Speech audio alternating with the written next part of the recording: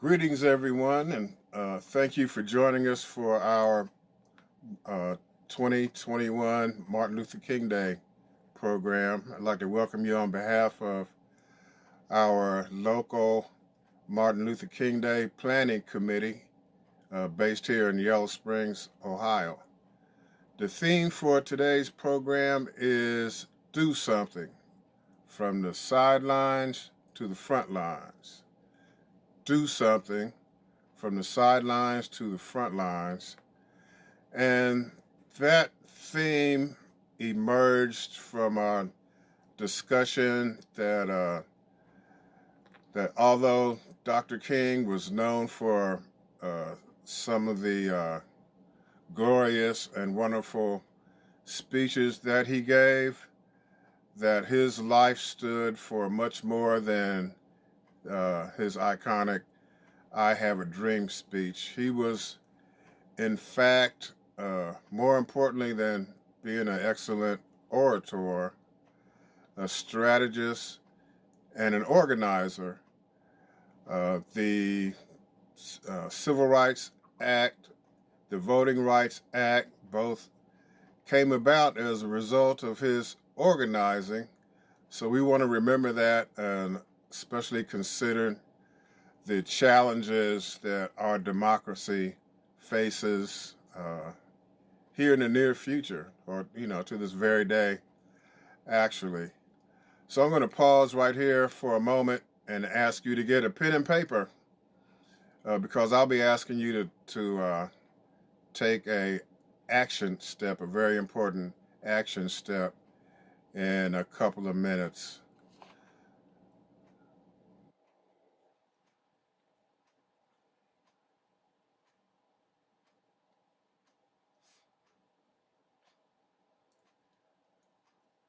Okay, our program today consists of we have a drumming invocation coming up, led by Brother G, we call him, John F. Jamera,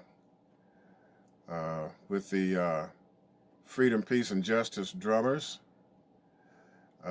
Following that, we will have a special address from Miss Shadia Alvarez, a friend of mine and a longtime community organizer. And also we will have some local poets, some young people I had the pleasure and privilege of hearing in our recent Kwanzaa celebration. We will also have some selections from the wonderful World House Choir led by the meticulous and excellent Dr. Kathy Roma, and they've been participating in our program for a number of years now, and they also participate in programs all over this general area. We will also have the presentation of our annual Community Peacemaker Award, which is something we started just a few years ago. So welcome in joining us. And here is the action step that I've just taken upon myself. Nobody asked me to do this, but considering the state of the challenges to our voting rights in particular, what we're facing is similar to the backlash from Reconstruction in the 1870s, the attack on our voting rights. There have been literally somewhere near 400 voter suppression bills in over 30 states submitted in this past year or so. So as we push back against disenfranchising, particularly Black and progressive voters, I'm just going to pause for a moment and ask you to think about what the state of our society is going to be like if those bills in these number of states are allowed to stand, the implication of our losing our voting rights. Just going to pause for a few seconds and ask for you to think about that.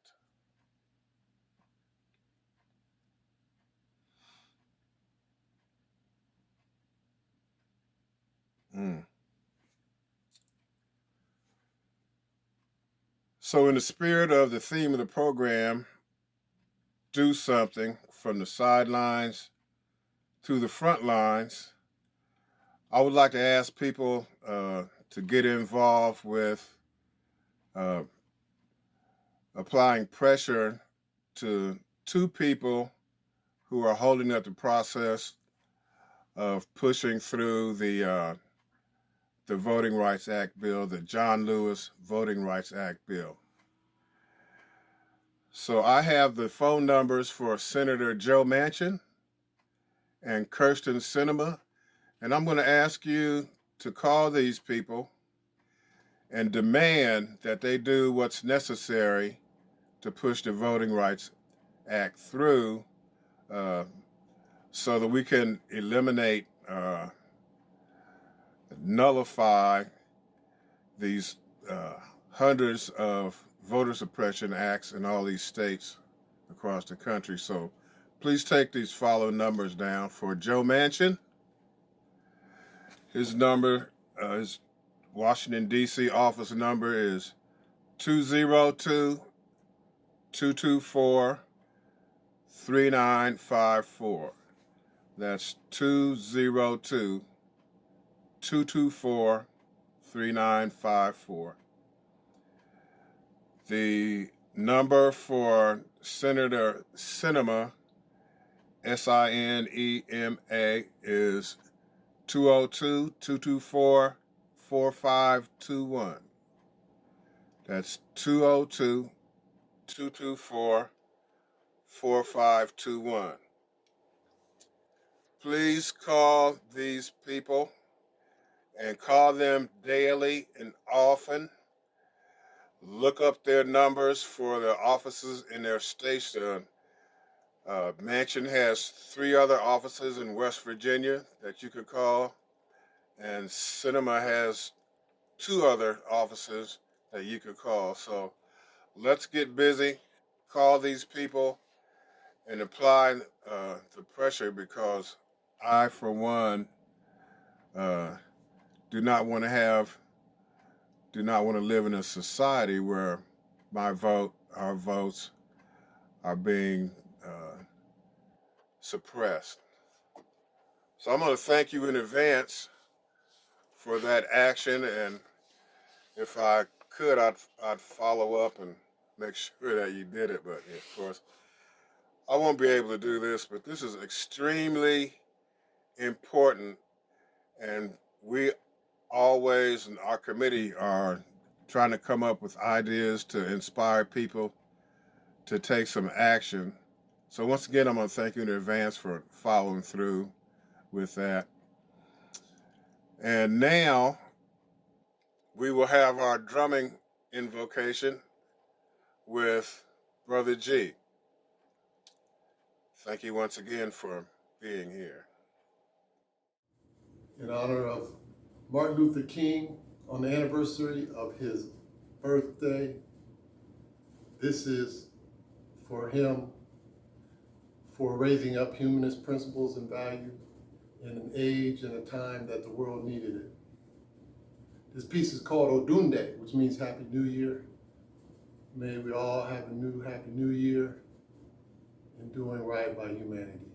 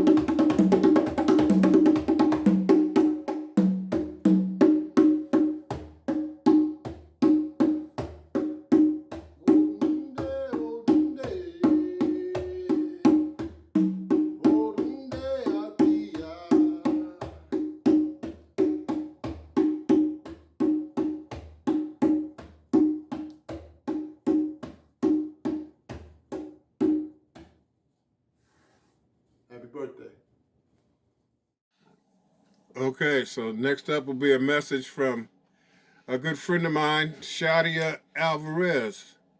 Shadia is an Antioch grad. She was born in Puerto Rico, grew up in the Dominican Republic, and New York City.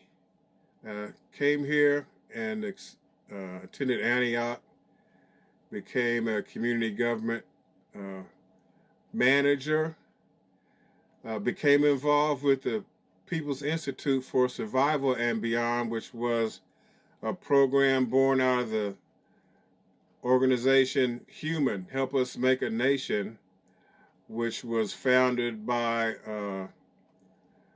Bill Chappelle and Jim Dunn, who's kind of infamous in this area. Shadia became one of the trainers and remains trainer today. The People's Institute for Survival and Beyond has been doing anti-racism workshops all over this country for over 40 years now. And Shadia has participated in a good number of those. So we are happy to have her here. She's back at Antioch, as one of her roles is, I know she has several, but one of them is she's the executive director of the Coretta Scott King Center. So we're looking for her to make that space available and functional for organizing programs in the community. And her vitae is quite lengthy, so I won't share all of it, but it's quite impressive. You know, she's an impressive and passionate educator, committed to impacting young people educationally, socially. So we are really fortunate, you know, to have her in our midst. She's also been involved with the Board of Trustees for many, many years. So without any more from me, please welcome Shadia Alvarez. Do something, from the sidelines to the front lines. First and foremost, we want to acknowledge that our words today are connected to the threads of the past and hold both the tensions of our history and the possibility of a humanity that is whole and complete for our future generations. We acknowledge the indigenous people of our First Nations. We acknowledge the caretakers of the land and those stolen from their homes and exploited for their labor. We acknowledge that from toil came triumph and that from resilience comes brilliance. We thank all of those seen and unseen who make it possible for us to be here today. We are grateful to the land and the water, to the birds that sing us new songs, to the sun for its warmth, and to the moon for that provides us rest. We are thankful to our elders for their wisdom and patience, and to the new younger generations for their wit and their fire. We see you, we thank you, we acknowledge you. Today, as we observe the Reverend Martin Luther King Jr. holiday, we remind ourselves of the urgency in fighting for voting rights in this nation and for human rights in this world. We uplift the legacy of Dr. Bernice King, the King Center, and the King family in Atlanta. I would like to introduce myself. My name is Shadia Alvarez. I am Executive Director of the Coretta Scott King Center at Antioch College and Vice President for Equity and Strategic Development. I am the child of a movement for social justice and human rights in this nation, and I come to you as an Afro-Latina mother, a daughter, and the child of immigrants from Puerto Rico and the Dominican Republic. I humbly accept that I was placed on this earth to be a community organizer, to connect, to bring folks together, to learn, to share, with the intention and purpose of being a contribution to humanity. Saying those words seems easy, but it is in fact complicated, messy. Our life experiences do not read as a neatly coordinated mission statement or a colorful post-it note. But sharing is necessary and essential if we are to honor Dr. King's legacy and if we are to stay focused on liberation for all. I thank the village of Yellow Springs for being a host as I have taken respite and for providing warmth and cover as I have learned that whether you are on the front lines, the sidelines, the back of the lines, or moving all around the lines, rest, reflection, collective healing is needed and necessary. So today's theme is completely appropriate for our times. We, collective we, those of us who believe in justice, who believe in self-determination, and who are sickened by oppression of any kind, who are watching greed and corruption with a growing concern over the type of life our children and their children will lead if we keep going in the direction we are in. For me, understanding the front lines, the sidelines, who's in the back of the line is about understanding our position in this arrangement and being able to act in the best interest of collective liberation no matter what our positionality is. In my experiences, I have learned to understand and differentiate between position and power, between moral obligation and responsibility, and to better assess where I am needed in order to be of support to create or to further a humanistic agenda. I don't believe we need to explain, folks, the divisions, the disproportionate outcomes we see in education, in healthcare, banking or real estate, the lack of respect for the land, and the preponderance of ways for us to ignore, judge, distance, and be against each other and against our mutual interests. The genocide of our people and a culture that normalizes murder and allows for these injustices to happen with the cloak of formality and institutional policy. Whether it's water in Flint, alcohol shipments to the res, police occupation in Brooklyn, homeland security on the border, the current arrangement is legal, sanctioned, and policy-driven. It thrives on targeted and unethical conflict and lives off of checking the box, fitting us into a box, checking off a label. It makes us believe that normal is acceptable and that time is on our side. Those of us on the front lines have often been anointed by the church, the institution, the community. Whether we carry titles or headings, whether we are looked at as the chosen one in our circles or pushed to the front by our elders. The front line requires us to be in an action stance, aware of the consequences, but deliberately committed to better outcomes for our communities. Together, we need to model working from a place of understanding that is rooted in reparations. What do we need to understand so we can repair the harm? What do we need to dismantle? And how do we approach creation? Healing cannot be attained if we are not willing to understand and bring light to the harm. It requires us to understand that there is no quick fix, that what was done to create these systems cannot be undone overnight, and or without multi-generational coalitions for justice who are rooted in their own experience and are able to honor those around them. Leadership development, my friends, is not about position, it's about practice. Sometimes we need to move in order to be more effective, more accessible, more connected to the true purpose. Sometimes we must hold the tensions of what an institution shows versus what our community needs. Sometimes we must say truths even if it comes at a cost. And sometimes we must be raw instead of strategic.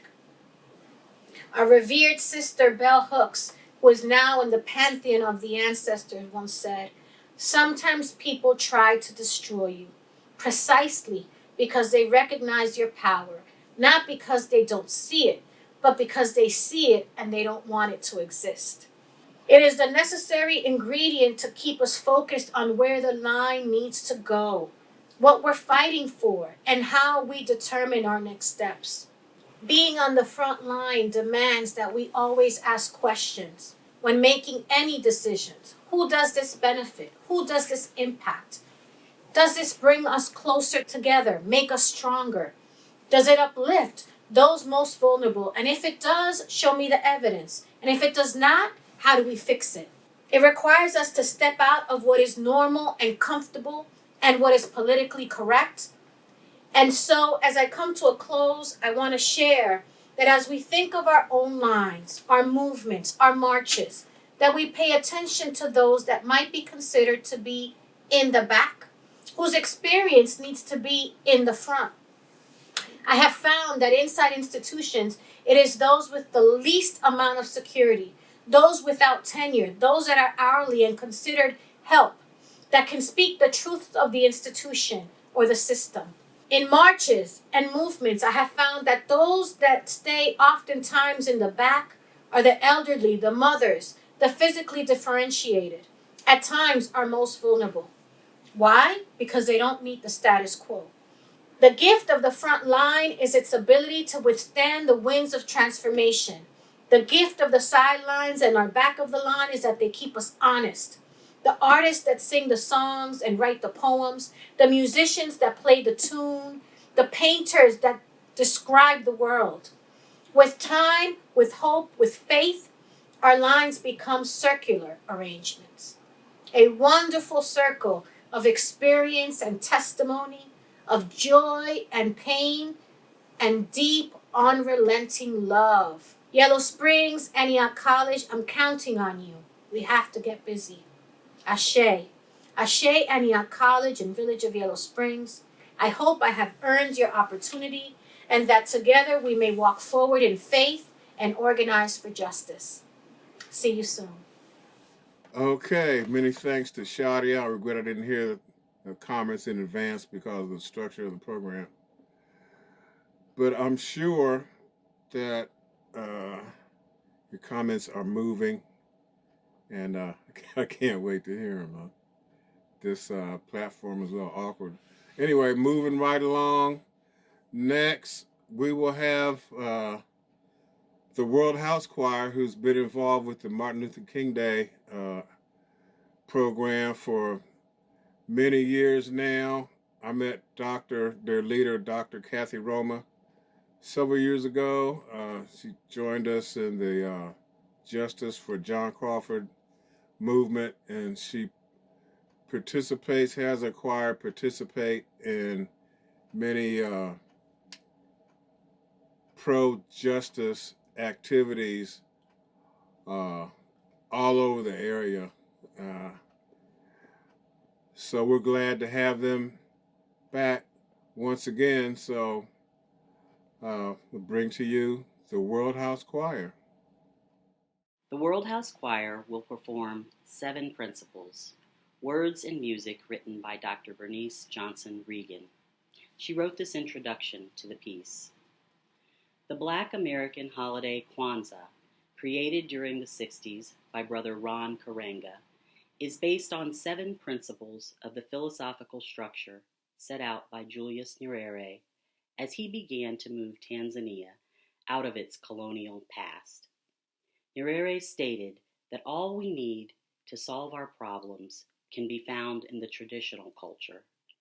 He urged caution and selectivity, naming 2 things that should not be carried forward from the old ways: poverty and the oppression of women.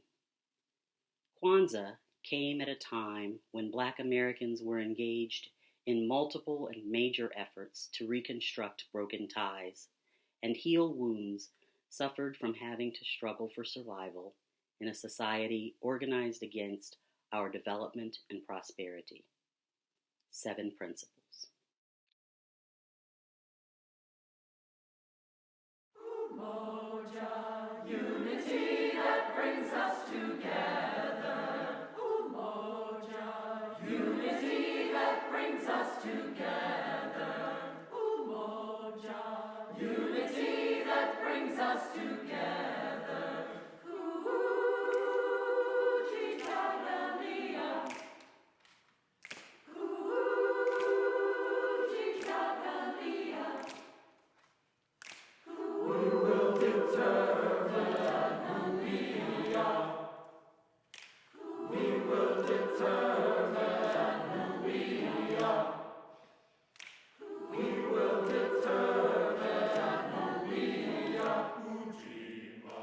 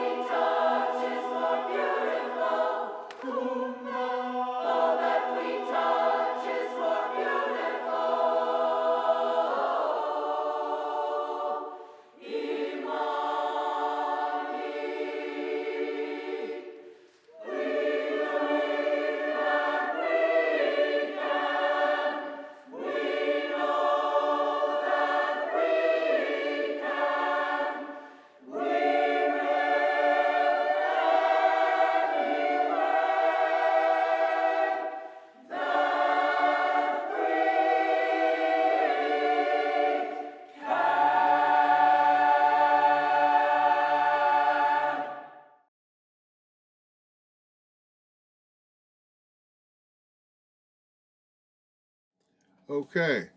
Our next poet is an elementary school student, 8 years old, Kyla Richardson. And please help me welcome Kyla. I just heard her recently speak at our Kwanzaa celebration, so I'm excited to hear her once again. I dream a world by Langston Hughes. I dream a world where men no other men will scorn, where love will bless the earth and peace its paths adorn. I dream a world where all will know sweet freedom's way, where greed no longer saps the soul, nor as race blights our day. A world I dream where black or white, whatever race you be, will share the bounties of the earth and every man is free. Where wretchedness will hang its head and joy, like a pearl, attends the needs of all mankind. Of such I dream my world. Okay, thank you, Kyla. So our next poet will be Vincent Baker, son of our friend Wayne Baker. And he is a high school junior, which I also had the chance to hear speak at our Kwanzaa celebration, a very articulate and committed young man. So I'm looking forward to hearing what he has to say. Today, I will be reading a speech by the late, great Reverend Dr. Martin Luther King Jr. in honor of Martin Luther King Day. The speech was given on April 3, 1968, 4 years after the March on Washington. And in the speech, Dr. King talks about an incident that had occurred to him in 1958, in which he was stabbed and subsequently sent to the hospital.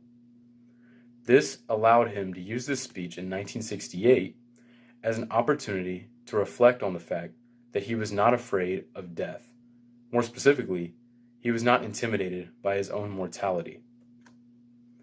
He conveys the message that he was satisfied with the contributions that he made to changing the world around him, changing the United States legislation, and destroying the evil Jim Crow laws.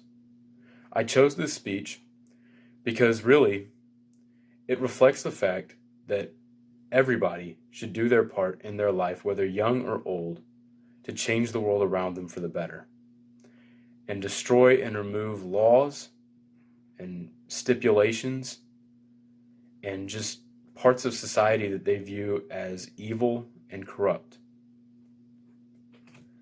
And everybody should take the opportunity to do that, regardless of the position you find yourself in life. Here is the speech. You know, several years ago, I was in New York City autographing the first book that I had written. And while sitting there autographing books, a demented black woman came up. The only question I heard from her was, "Are you Martin Luther King?" And I was looking down writing, and I said yes. And the next minute, I felt something beating on my chest. Before I knew it, I had been stabbed by this demented woman. I was rushed to Harlem Hospital. It was a dark Saturday afternoon, and that blade had gone through, and the x-rays revealed that the tip of the blade was on the edge of my aorta, the main artery. And once that's punctured, you drown in your own blood. That's the end of you. It came out in the New York Times the next morning that if I had sneezed, I would have died. Well, about 4 days later, they allowed me, after the operation, after my chest had been opened and the blade had been taken out, to move around in the wheelchair in the hospital. They allowed me to read some of the mail that came in, and from all over the states and the world, kind letters came in. I read a few, but one of them I will never forget. I had received one from the president and the vice president. I've forgotten what those telegrams said. I'd received a visit and a letter from the governor of New York, but I've forgotten what the letter said. But there was another letter that came from a little girl, a young girl who was a student at the White Plains High School. And I looked at that letter, and I'll never forget it.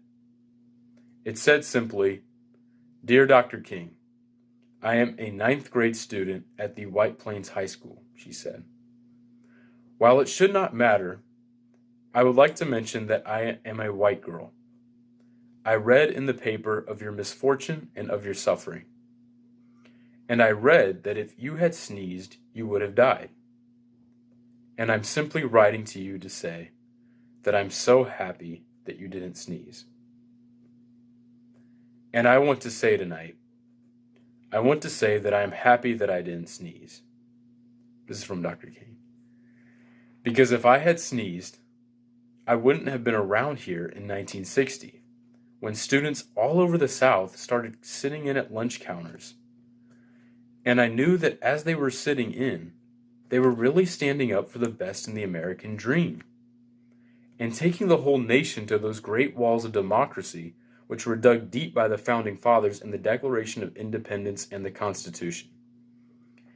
If I had sneezed, I wouldn't have been around in 1962, when Negroes in Albany, Georgia, decided to straighten their backs up.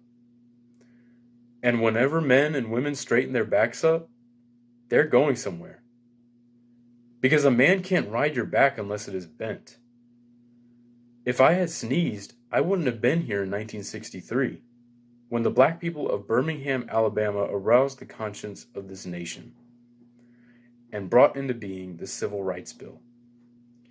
If I had sneezed, I wouldn't have had a chance later that year in August to try to tell America about a dream that I had had.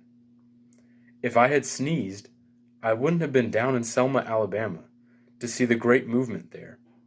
If I had sneezed, I wouldn't have been in Memphis to see a community rally around those brothers and sisters who are suffering. I'm so happy that I didn't sneeze. And they were telling me, now it doesn't matter. It really doesn't matter what happens now.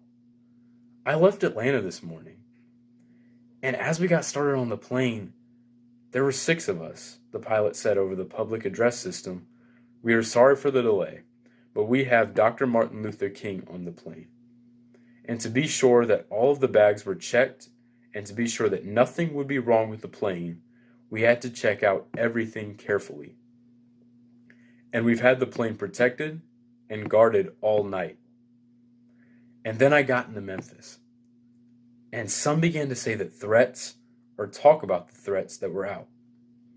What would happen to me from some of our sick white brothers? Well, I don't know what will happen now. We've got some difficult days ahead, but it doesn't matter with me now, because I've been to the mountaintop, and I don't mind. Like anybody, I would like to live a long life. Longevity has its place, but I'm not concerned about that now. I just want to do God's will. And He's allowed me to go up to the mountain. And I've looked over, and I've seen the promised land. I may not get there with you, but I want you to know tonight that we, as a people, we will get to the promised land. And I'm happy tonight. I'm not worried about anything. I'm not fearing any man. Mine eyes have seen the glory of the coming of the Lord. Okay, thank you, Vincent. And once again, we bring to you the fabulous World House Choir. Listen up, people. I woke up this morning with my mind. Stay on freedom. I woke up this morning with my mind. Stay on freedom. I woke up this morning with my mind. Stay on freedom. Hallelujah. Hallelujah. Hallelujah. Oh, yes. Oh, now. No walking and talking.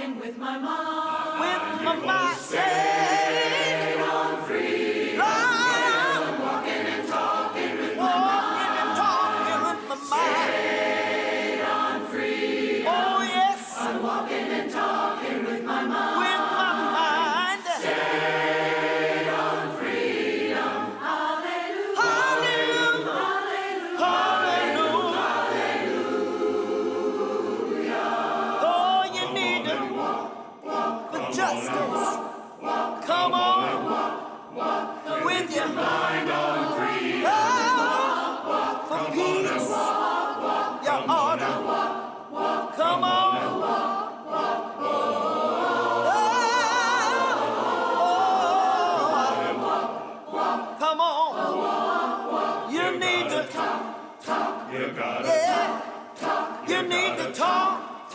You're with your mind. For harmony, you need to talk. You gotta talk. You gotta talk. Oh, yes.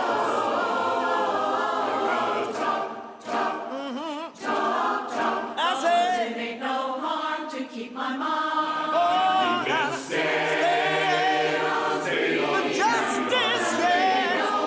Ain't no harm, y'all. Stay on free. Oh, it ain't no harm to keep my mind. Keep your mind. Stay on free. Yes. Hallelujah. Hallelujah. Hallelujah. Hallelujah. Hallelujah.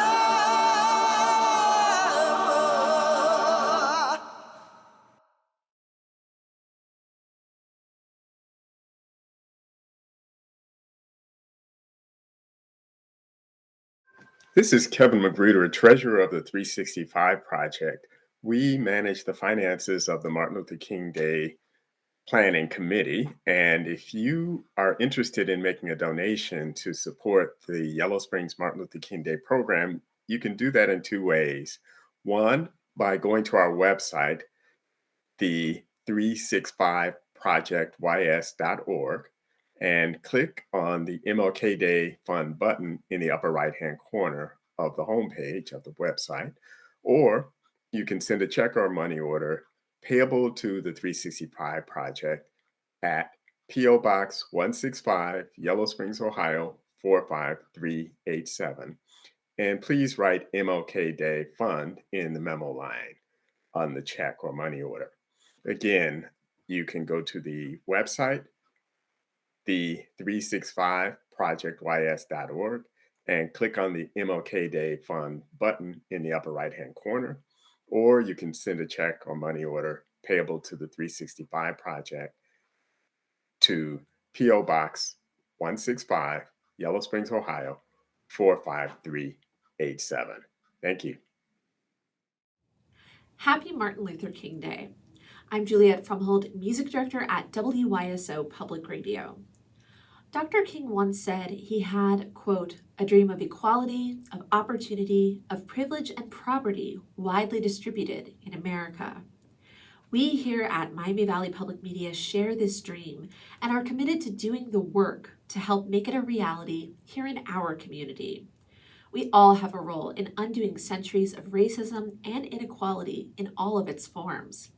And at WYSO, we take that role seriously. We know that change takes all of us, from the storytellers to reporters and musicians and fundraisers. As a media organization, our news, music, and storytelling must further conversations about inequality and highlight solutions emerging to tackle it. And we want our programs, staff, boards, and volunteers to be fully reflective of the diverse communities we serve. We recognize that this work doesn't happen overnight or in a vacuum, and so our work toward diversity, equity, and inclusion is part of the day-to-day operation of every department. We're looking at how we're hiring and who we're talking to on the air, and a group of our staff gets together regularly for an anti-racism reading and discussion group. This is just the beginning of our work. On behalf of the staff of WYSO, let's all continue to work together to keep Dr. King's vision alive. Okay, moving on through our program. It's been a long time tradition to have our young people prepare and present Peacemaker essays or essays that address the theme of our program. Last year, this was like a really rich and powerful part of our program. Was the young people are so impressive, with their writing skills. So this year, Jamie Adolph is in charge of gathering students together and having them present essays. Jamie is a language arts teacher at Mckee Middle School. And I understand we may have a couple of adult contributors as well. So Here's Jamie Adolph to introduce our presenters. Good morning. My name is Jamie Adolph, and I'm the language arts teacher at McKinney Middle School and the teacher advisor for the United Student Society at Yellow Springs High School. I would like to introduce the MLK Peacemaker Essay Award winners. This year, the prompt was do something from the sidelines to the front lines. We had entries from 5th grade all the way up through 11th grade. The winners this year were from 5th grade, Lucy Shows Fife, Corey Martin, and from the McKinney Middle School, Sylvia Pearson and Sashi Dries. And from Yellow Springs High School, we had Corinne Toddy, Merida Cooter Wexler, Jenny Meekin, and Lydia Palm. Due to the nature of the times we live in, not everyone was able to record a video, but we do have 6 of the students' video recordings out of the 8. So please enjoy them and help in welcoming these wonderful young writers with their passionate and emotional words. Thank you very much. Do something from the sidelines to the front lines. I want to take racism to the front lines. Racism is on the sidelines because some people don't think it exists or don't care that it exists. I think that should change. As a white person, I will never have to worry about not getting a job because of my skin color. I will never have to worry about people thinking I'm always doing something wrong because of my skin color. I will never have to worry about someone being violent to me because of my skin color. People of color have to worry about all of these actions every day. These experiences make life harder for people of color. Many white people don't think racism exists because it's not happening to them. We can't experience it, so we won't be able to notice it when it happens. We are not always aware when we are being racist ourselves. Many people believe that racism ended along with slavery and segregation, so when a person of color tells them about it, they will have a difficult time understanding their struggle. This is why racism needs to be on the front lines. The more we talk about how racism hurts people physically and mentally, the more people will understand. I am white, and I have the power to cause racism, which is why it is my job to listen to people of color. I can look inside myself and change my own behavior to help educate others. Once I have looked inside myself, I can take part in bigger movements like rallies and protests. I can contact my lawmakers to create tougher punishments for those who commit hate crimes. I no longer want to be part of the problem. I want to be a part of the resolution to end this hurtful treatment to people of color. If racism isn't stopped, our society will continue to be built on negativity and fear until the sun burns out. It will take a lot of time, a lot of willpower, and a lot of talking and listening for racism to end. But with all these small steps, we could begin to build a better future for everyone.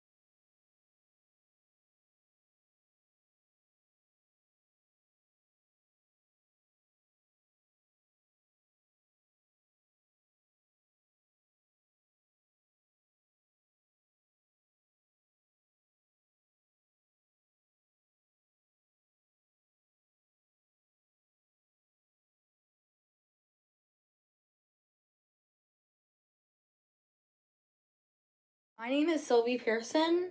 This is my MLK essay, Do Something. Do something. Do something to help the world, like Martin Luther King Jr. did. Martin Luther King Jr. fought for justice, peace, and equal rights. He did this with protests, boycotts, and speeches. In the world, there are a lot of different kinds of protests. Many are for justice, peace, and equal rights. I think that the world needs to realize these problems and get involved in some way, big or small. You could post it around your town or city to spread awareness. It could be as big as a march or a boycott. Any protester needs to spread awareness to make a move.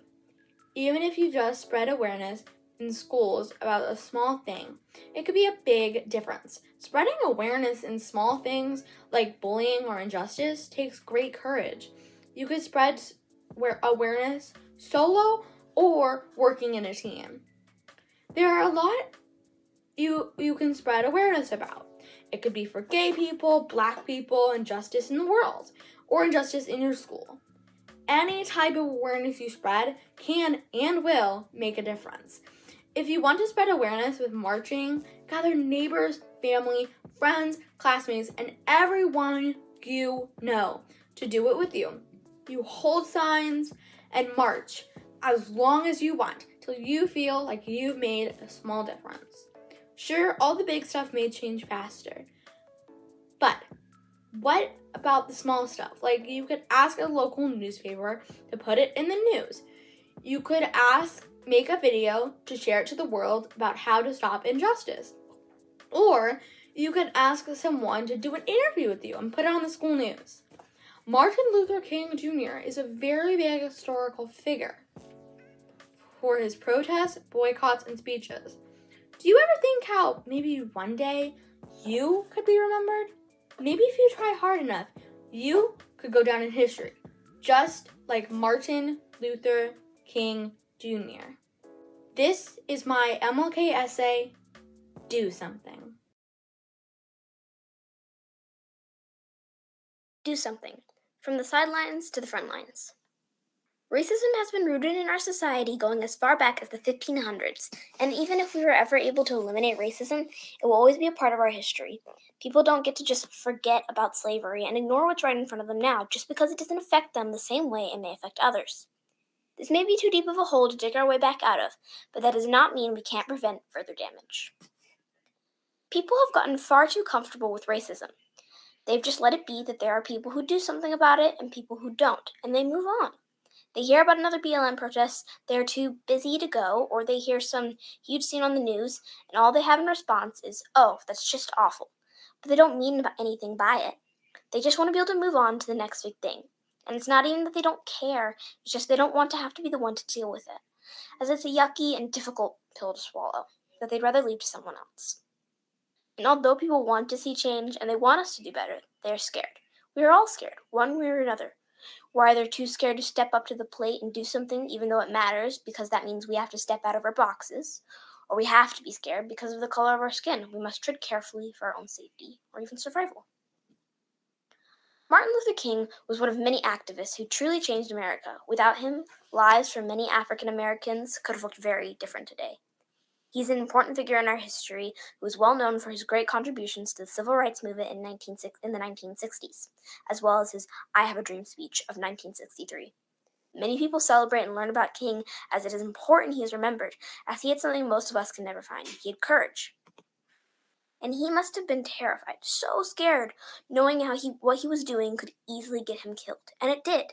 But he set aside his fear, and now so many African Americans have gotten the chance to be something, to show that they mattered just as much as anyone who was white. He showed how fear isn't always an option, and it's not an option now. Not when our world is already being torn apart by so many other means. Now when African American lives are being discarded left and right. And now, more than ever, there is no time for fear. No matter how afraid we are, now is the time to do something. On the topic of advocating for myself, I've been told no a lot more recently, but that's only because I just started asking. Things to include: 1. How I feel here, like prison. 2. So much trauma and sadness, how do we even begin to mend? 3. If I was a bird, I would fly to the window. Get me out of here. I'd hit the glass and fall. 4. All the teachers here who act racist, sexist, don't have boundaries. 5. The list goes on and on and on. Names, incidents, shootings. Another child dead. A 6-year-old this time. Stop teaching us how not to get assaulted and try telling people not to assault us. It might just work. If we turn our attention to the people who bring these wounds on us, we will realize that they are wounded too and deserve our empathy. Let's help the hurt, injured people instead of adding to their pain. Let's recognize our own hurt and ask for help when we need it and let people listen. Let this poem be a song, a battle cry. Let's cry for others and let their cheeks dry. The sun shines through the window and the trees wave in the breeze, this time lifted by the laughter and tears of everyone. Together, the bird flies through, glass shatters, free. I want to address the elephant in the room, or in this case, in the ink, in the air, and in what people think. It's the topic that's on everyone's minds, but when brought up, it has to be disguised. They don't realize the pain it can cause.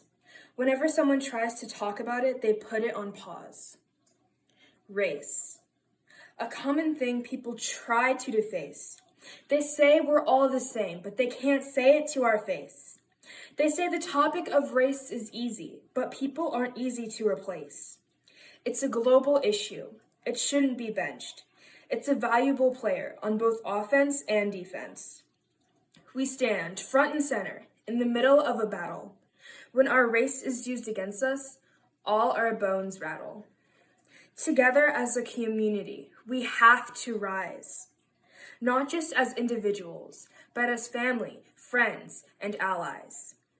No longer can we stand and look from the side, but we have to view this problem through thousands of different eyes.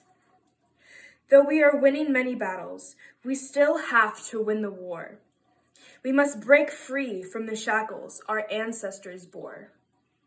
We have to take matters into our own hands. No longer can we sit silently in the stands. We have to do something. If not now, then not ever. We have to do something so this racial pandemic will not last forever. We have to do something.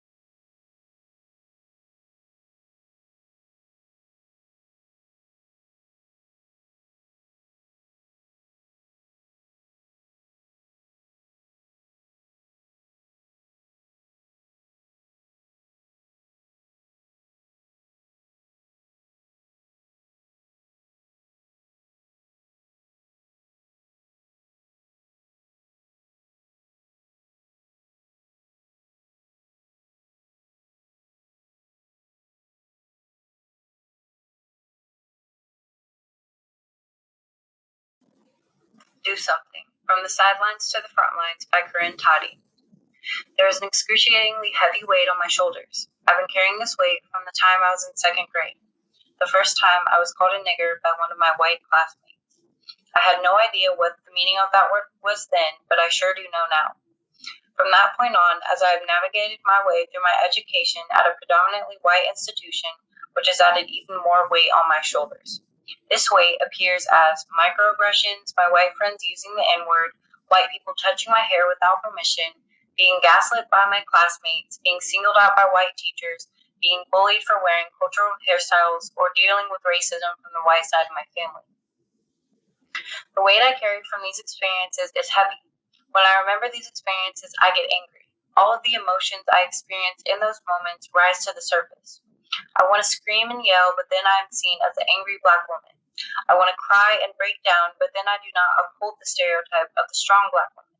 Sometimes I feel like I can't handle anymore, but then I remember the people who fought for us to get to where we are now. I think of Dr. Martin Luther King Jr., Malcolm X, Ruby Bridges, Rosa Parks, and so many other activists. I wonder how they handled the experiences they went through so very graciously. My heart aches for the little Black girl inside who wanted to feel beautiful in her own skin. My heart aches for the little Black girl who wanted to wear her hair naturally the way it comes out of her head without fear of getting bullied. I want to hug that little Black girl and tell her that she doesn't need to straighten her hair to be considered beautiful by the white kids. I want to tell her to be unapologetically herself and embrace her culture in any way possible. I want to tell that little girl that one day she will believe all those things about herself, even if she can't see it now. I want to tell that little shy Black girl that one day she will find her voice. She won't be afraid to speak out against racism in fear of losing her so-called friends. I want to tell that little Black girl that despite how hard it might be, that she will one day be able to tell her white family how much they have hurt her by all of the microaggressions and insensitive comments. I want to tell that little Black girl that she will no longer keep everything bottled up inside, but instead stand up and do something for herself and her community. I want to tell that little Black girl that she is loved no matter her skin complexion, hair type, or facial features that were once deemed ugly by white people. Okay, moving on through our program. Next up, we have an offering from one of our esteemed seniors. Please listen to Suzanne Patterson. My name is Suzanne Patterson, and I'm 82 years old. Martin Luther King Jr. celebrates his extraordinary heart, mind, and leadership. King is an American Gandhi, a giant in social justice.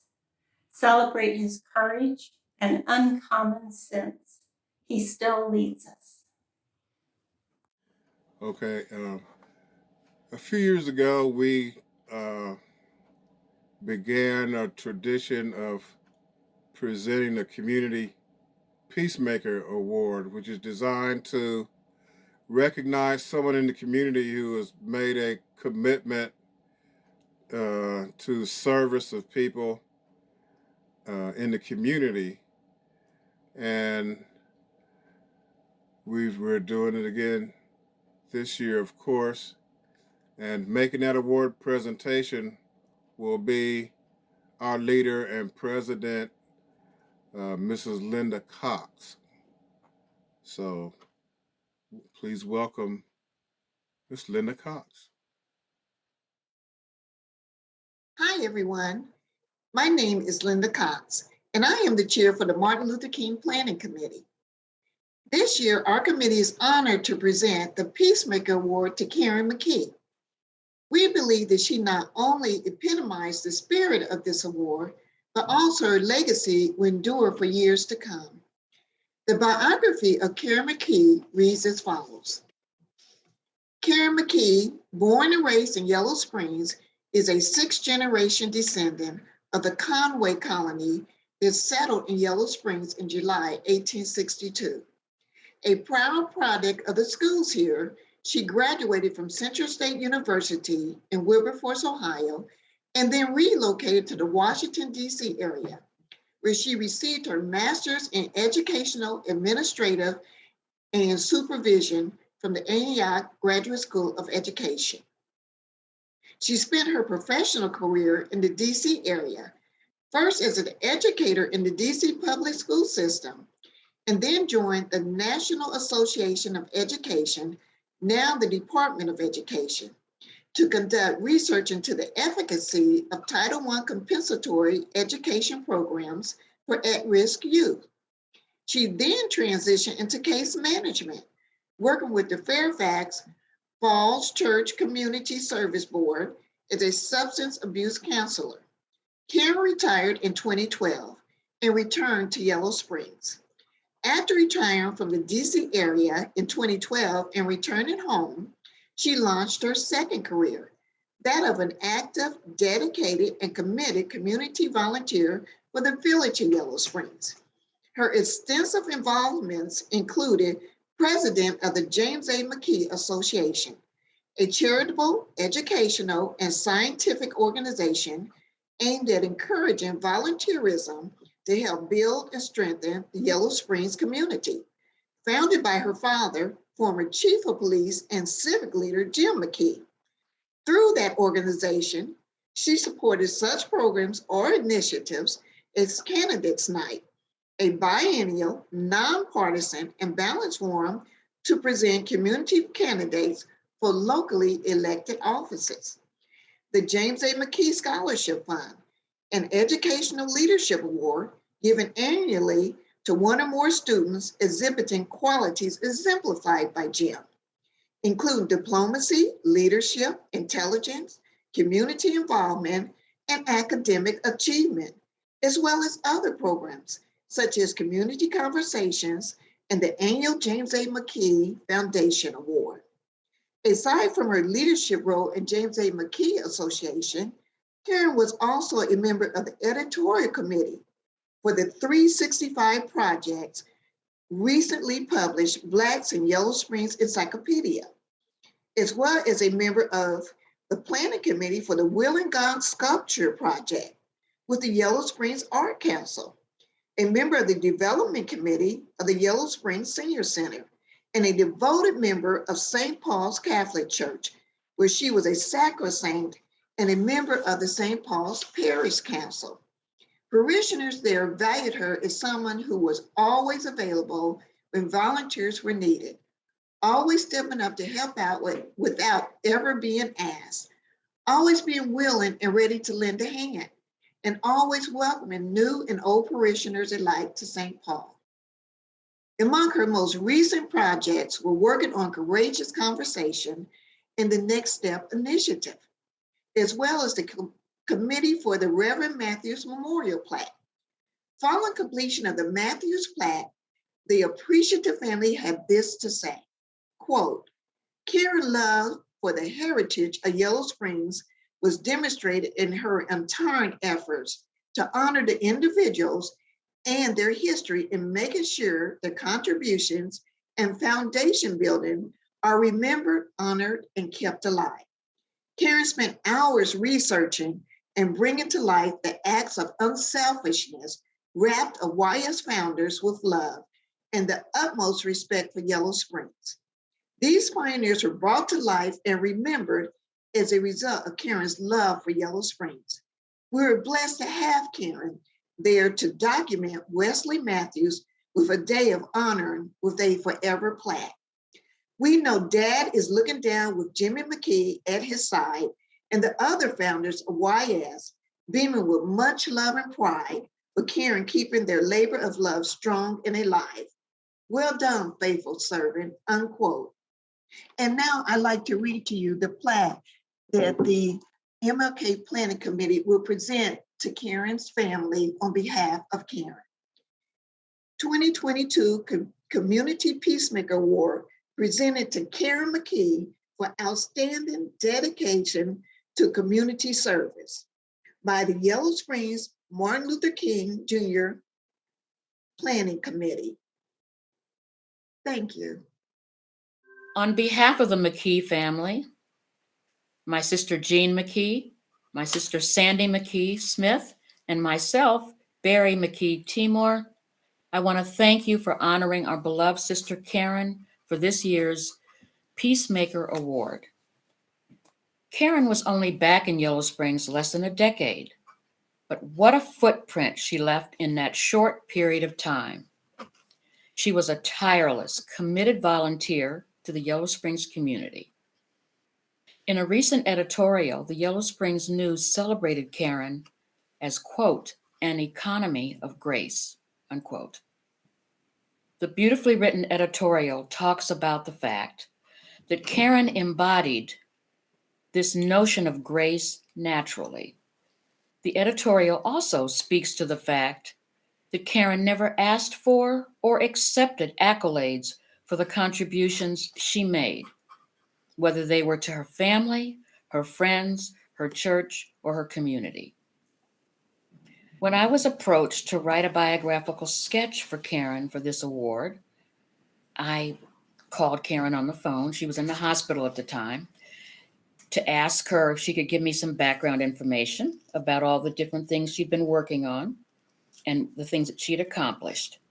And in her vernacular, she said, Barry, it ain't that deep. It ain't that deep. And she said further that simply, if anything, I want people to know that what I worked hard to do was to continue our family legacy of community service. She actually accomplished that eloquently and beautifully in the short period of time that she was back in Yellow Springs. Rather than speak for herself, she presented me with the directions of, she directed me to a number of people with whom she had worked over the years to gather some of the information that I would need for the writing. To a person, everyone I spoke with captured her energy, her commitment, and love for the Yellow Springs community. And on behalf of the Mckee family, we want to thank you from the bottom of our hearts for seeing Karen for the jewel that she was and celebrating her life. Thank you very much. Okay. Thank you, Barry. That was very moving. So here I am live to kind of wrap things up. And I'm sitting here, I'm just kind of overwhelmed, really, with the presentations. Thank you, Karen. You will really be missed. Somebody go wrap their arms around Corinne Toddy. That was just a wonderful presentation. I'm really moved by once again, by the youth essays, the articulation and sensibility of our young people. You know, it just continues to overwhelm me. And I regret we're not able to gather in person so we could wrap our arms around our young people in particular. Special thanks to Shadia for your powerful words, and all the participants. Special thanks to David Atkins from Antioch College, who did such a great job of editing the video and even adding the captions. You know, that was like a real fine touch. Thanks, David. Thanks to Jamie Adolph for getting those essays from the young people. Special shout out to WYSO for your participation and support in our program. And as some of you noticed in the chat that I gave Kyla's name wrong. Kyla, the first youth poet, is actually Kyla Randolph, not Richardson. And I'm going to say that don't blame me. That's not my fault. I just shared what was given, but people were quick to jump in and correct it. So thank you, Kyla. And please accept our apologies for getting your name wrong, but we definitely got it right now. Yeah, once again, special thanks to all the participants. To those of you who showed up for the march and bared the cold and snow this morning, Much appreciated. We had a really fine turnout. Thank you for our contributors, the First Baptist Church, the Village of Yellow Springs, Human Relations Commission, the Yellow Springs Havara, the Yellow Springs Community Foundation, and many other generous donors. Thanks to the World House Choir and finally, thanks to the Yellow Springs Martin Luther King Day Planning Committee, which consists of our leader, Linda Cox, Alyssa Isaac, the ubiquitous Kevin Magruder, my brother from another mother, Reverend William Randolph, Deacon Paul Richardson, and last but not least, I'm also on that committee. Once again, thanks everyone who participated in putting together this and participating in this such a great program today. I'm really moved, I'm impassioned, I'm re-energized, I'm mad because we couldn't gather in person. So let's get together and wrestle this pandemic to the dirt. And I'm through editorializing now, I guess. And now we will wrap up with a final selection from the World House Choir. Have a great day, everyone.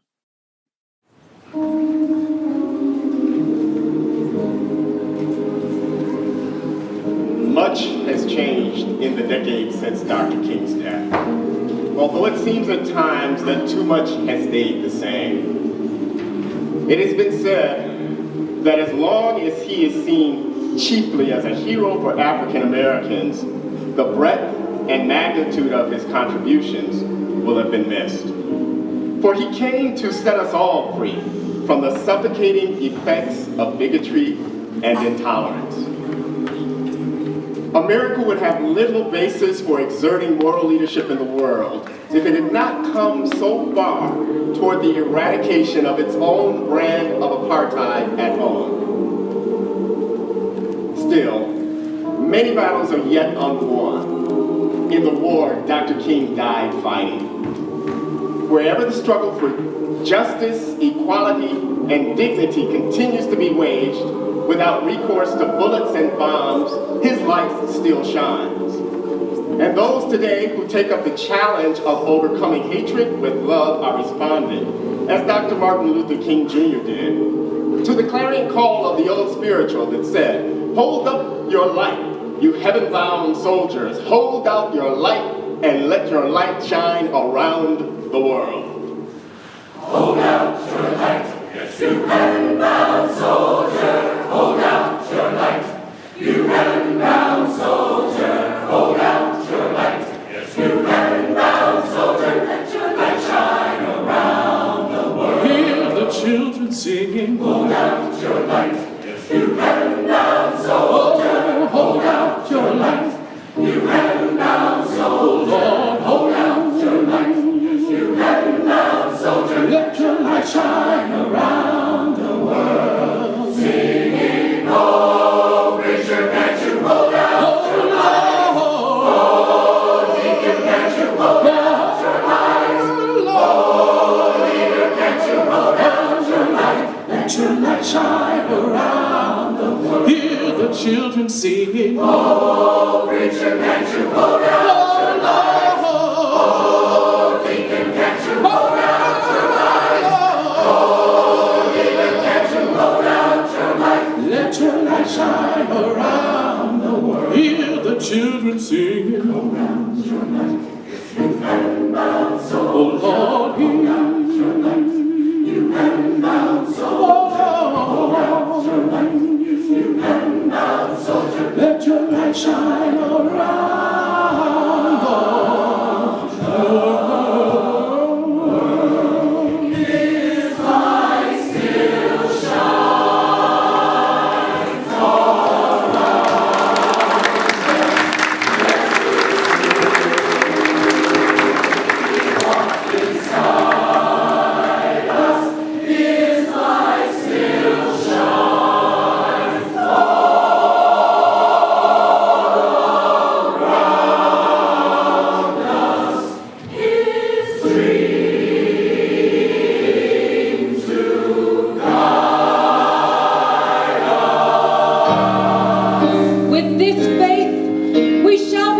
to transform the jangling discords of our nation into a beautiful